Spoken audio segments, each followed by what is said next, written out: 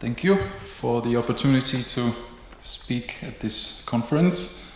My name is Marek Vodička. I'm a PhD student at the Faculty of Humanities at Charles University in Prague. And I'm going to talk about the aesthetics of metal, and particularly about the aesthetic category of the Sublime, which I think is very characteristic for much of heavy metal music, or most of what makes metal, basically, in my opinion. In my years of listening to metal music, I've often wondered what sort of aesthetic experience does it evoke in me? How would I call this experience? It's usually not beauty. Metal in general, in my opinion at least, isn't beautiful, at least not in the ordinary sense of the word. It's sometimes even ugly and unpleasant, mainly due to its commitment to heaviness, depending on the genre, which sometimes borders even on the extreme. But it still, nevertheless, manages to give me some sort of aesthetic pleasure. What is this aesthetic pleasure? What name could I give it? During my studies of the history of Western philosophy, I've come across a concept that I think captures this aesthetic of metal quite accurately, even though it's much older than metal itself and has been formulated in a completely different intellectual context. That concept is the Sublime. So, in my presentation, I'm going to try to explain why I think metal music strives for, or is even based on, in a large part, on the aesthetics of the Sublime. For that purpose, I'm going to divide my presentation into 3 parts. First, I'm going to define what the Sublime is. Then I'm going to attempt to locate the Sublime in metal, particularly on the example of its album covers and the heaviness of the music itself. And lastly, I'm going to sketch out some parallels that I find between the sublime aesthetics of metal and religious experience. So, first, what is the Sublime? I'm going to include 3 different definitions from 3 different authors in 3 different historical eras, just to get a more nuanced picture of what the Sublime is. A classic definition by Immanuel Kant that he puts forth in his Critique of Judgment in 1790 is that Sublime is the name given to what is absolutely great, that is, what is beyond all comparison great, and in comparison with which all else is small. Kant gives the example of the universe itself, or the starry heavens above us, as evoking in us this feeling of the sublime whenever we try to contemplate them. This is what he calls the mathematical sublime, in which the imagination of the observer is overwhelmed by the sheer spatial or temporal magnitude of its object, and the experience is too great for the imagination to take it all in at once, so to speak. He also defines another type of the sublime, the dynamically sublime, which to him is the ecstatic experience of an immense might or power that provokes fear and awe. For this type, he names the examples of the unbound forces of nature in, I quote, threatening rocks, thunderclouds piled up on the vault of heaven, volcanoes in all their violence of destruction, hurricanes leaving desolation in their track, the boundless ocean rising with rebellious force, or the high waterfall of some mighty river. End of quote. As such, the sublime is, for Kant, distinguished from the beautiful by not accentuating the form, limitedness, and quality, but rather absence of form, limitlessness, and sheer quantity. Unlike the beautiful, which, I quote again, carries with it a feeling of life's being furthered, end of quote, the sublime, by contrast, involves a momentary inhibition of the vital forces followed immediately by an outpouring of them that is all the stronger. Hence, for Kant, it is an emotion, and so it seems to be seriousness rather than play in the imagination's activity, and hence, too, this liking is incompatible with charms, and since the mind is not just attracted by the object, but is alternatively always repelled as well, the liking for the sublime contains not so much a positive pleasure, as rather admiration and respect, and so should be called a negative pleasure, according to Kant. So, for Kant, the sublime produces a sort of combination of pleasure and displeasure, of awe, admiration and respect, but also fear and a sense of something terrifying arising from witnessing something that is just infinitely larger and more powerful than us, and that defeats our ability to comprehend it rationally and cognitively. In the 20th century, Jean-François Lyotard expands on this Kant's analytic of the sublime and focuses more on its cognitive aspects, specifically on the example of modern avant-garde art.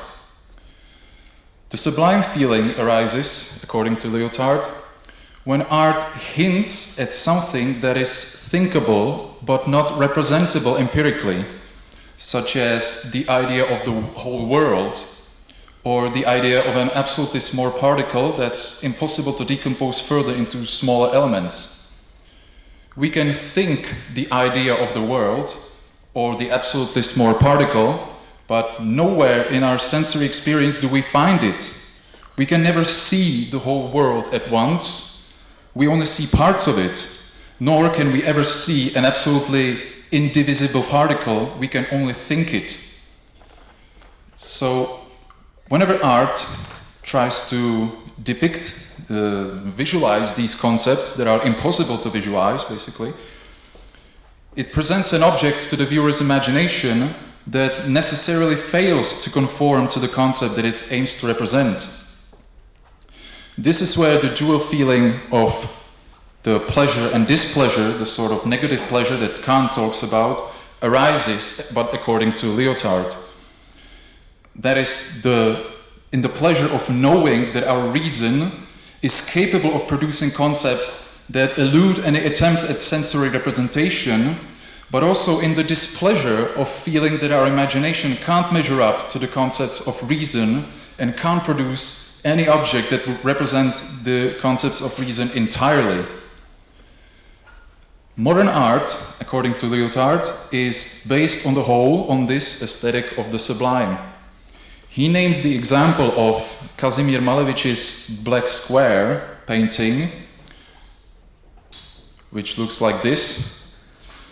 And Lyotard interprets this painting as pointing to the unrepresentable, the unseeable, such as the idea of God, for example, or the whole world, by not letting us see it and only evoking an unpleasant feeling in us, the unpleasant feeling of our imagination trying, but nevertheless failing to represent the idea of God or the world itself.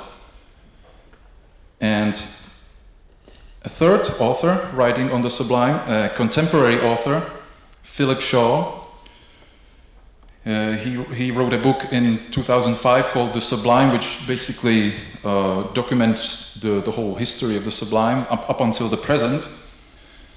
He provides a definition of the sublime that, in my opinion, summarizes both Kant's and Lyotard's perspectives quite nicely.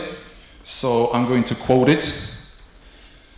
So, in broad terms, whenever experience slips out of conventional understanding, whenever the power of an object or event is such that words fail and points of comparison disappear, then we resort to the feeling of the sublime.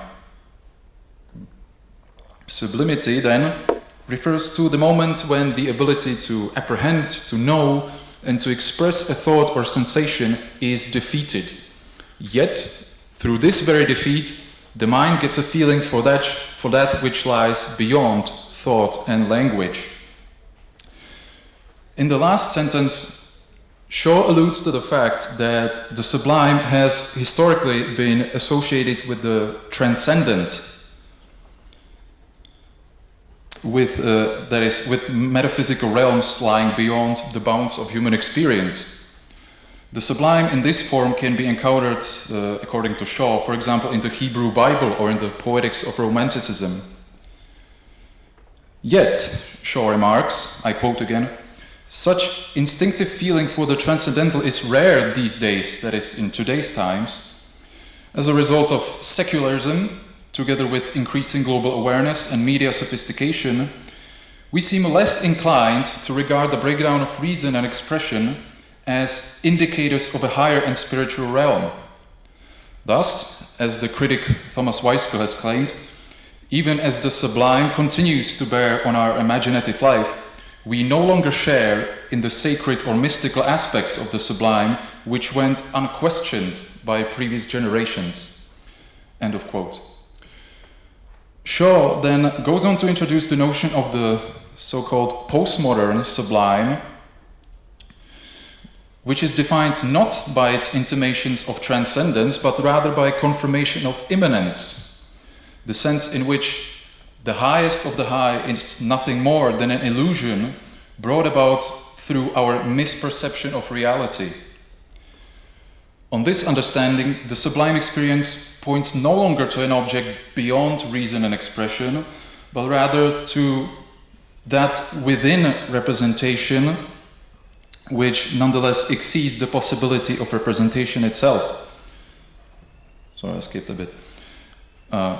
Uncoupled from the Judeo-Christian concept of the divine, the sublime is figured in postmodern thought as immanent rather than transcendent.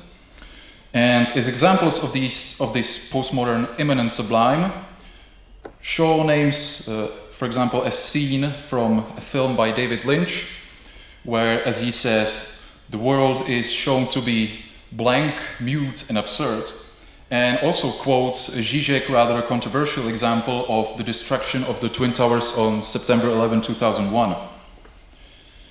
Okay, so now I have quite broadly defined what the sublime is, and now I'm going to ask, as most of you are probably asking, how does this all connect to metal? So in the beginning of my presentation I said that I think metal strives for, or is even largely based on, this aesthetic of the sublime. But where is it present in metal? How is it based on it? Well, the first and most obvious option, in my opinion, are the album covers, which very often take inspiration from the great 19th century romantic painters, which are traditionally associated with sublime art. For example, Caspar David Friedrich, Joseph Turner, or William Blake.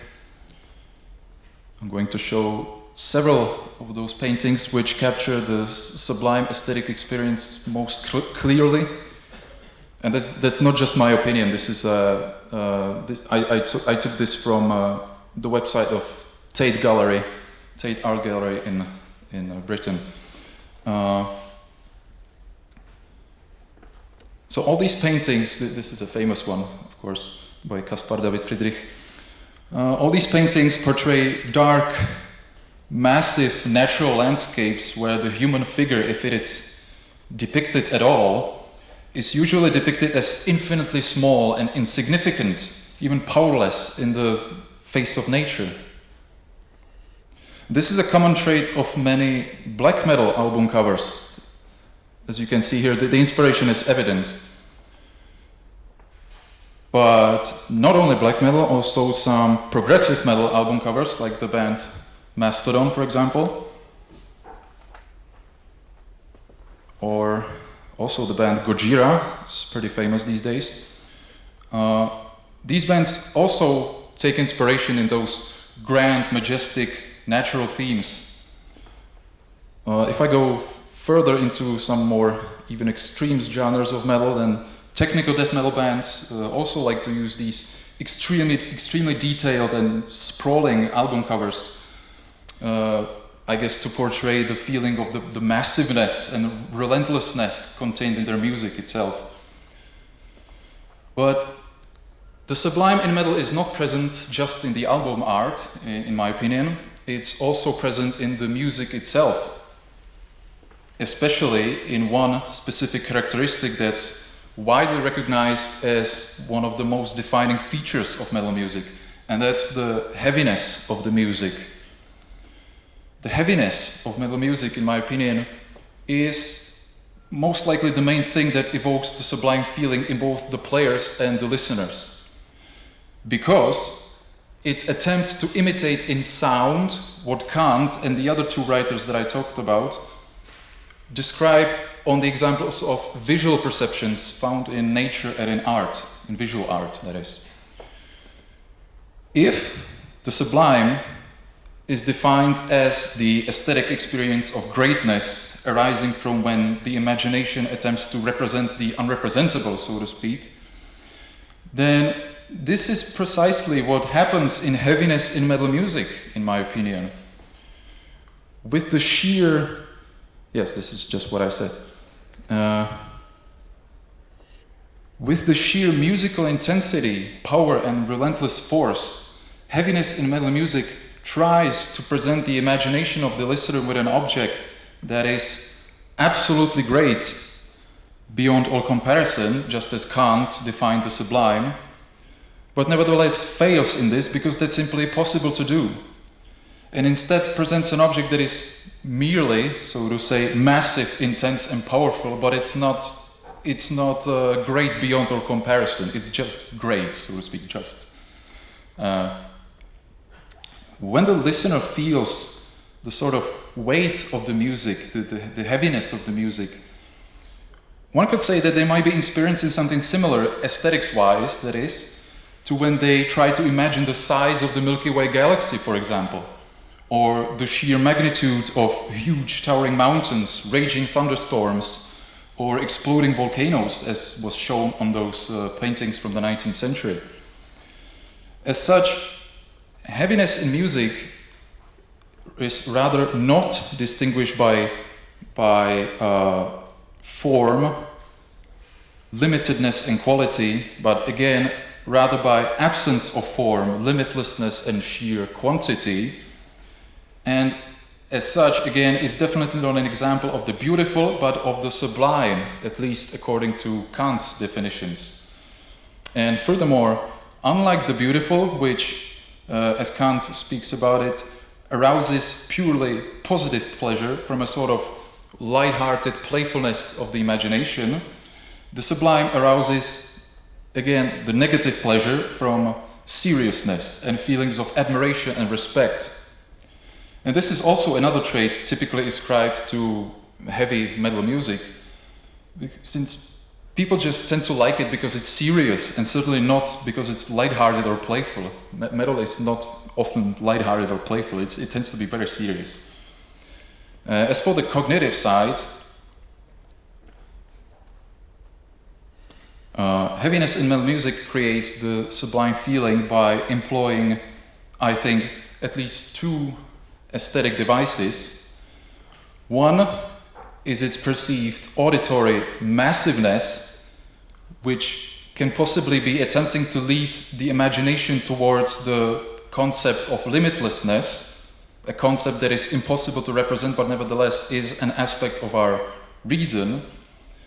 And the other one could be its perceived auditory powerfulness, which could be possibly attempting to lead the imagination towards the concept of omnipotence. And as you can see, both of these rational concepts, limitlessness and omnipotence, those are concepts traditionally attributed to the traditional attributes of God in many of the world's theistic religions, especially in Christianity. And this is where we could, in my opinion, at least based on this interpretation, this is where we could find a link between metal music itself and religion, as opposed to between the social and cultural aspects of metal music and religion. The aesthetics of the sublime can be thought of as a sort of common ground shared by metal music and religion. Because with its heaviness, metal music can be said to be attempting to represent the unrepresentable, that is the concepts of limitlessness and omnipotence, but only manages to represent massiveness and powerfulness. In this sense, it can nevertheless be said to at least be attempting to imitate the weight of a religious experience, so to say, of contemplating God. It can, of course, never imitate this experience fully, because the contemplation of God traditionally belongs to the domain of rationalistic metaphysics and is concerned only with concepts of reason and not with sensory evidence.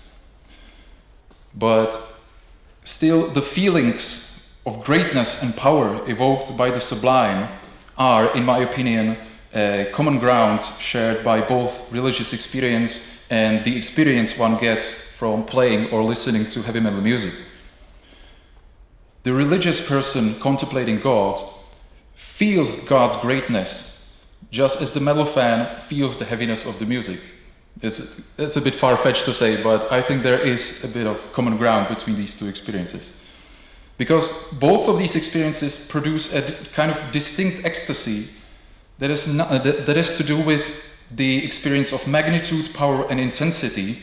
And while they are not, of course, completely identical, as I said, they definitely do share at least some aspects of similarity, in my opinion. And the last thing I want to talk about in my presentation is the fact that there are two possible ways to think about the Sublime, as Philip Shaw, the contemporary writer I mentioned in the beginning, says. There's the sort of traditional transcendent Sublime and the postmodern immanent Sublime. In the traditional transcendent version, the Sublime experience is interpreted as pointing to an object beyond reason and expression, and is thus taken as an indicator of a higher or spiritual realm. But in the postmodern immanent version, the Sublime points to that which is within representation, but nonetheless exceeds the possibility of representation. So it points to a sort of paradox. Although I have talked about contemplating God, and God can also be thought of as transcendent or immanent, depending on the kind of theism we ascribe to. For example, in pantheism, God is traditionally conceived as immanent, that is, belonging to nature and being inside nature. But in the theism of Christianity, for example, God is transcendent. God is thought of as being beyond nature, not belonging to nature. So it all just depends on whether we think of God as being within nature or beyond nature. As to the matter of heaviness in metal, it's a question if we should interpret it as an example of the transcendent or the immanent Sublime. Although it's become the norm to say that today we live in postmodern times and that we should just be expected to subscribe to the immanence of everything and the non-existence of transcendence, I think both of these options are possible and equally correct, and they depend entirely on the character of the interpreter. This is a sort of perspectival Nietzschean twist that I take at the end. Some people just may instinctively feel the Sublime experience of heaviness in metal to be imitating the weight of coming into contact with a transcendent supreme being, but others may rather feel it as pointing towards the weight of the void that the blank, mute and absurd world presents us with. And that's all I have to say. Thank you.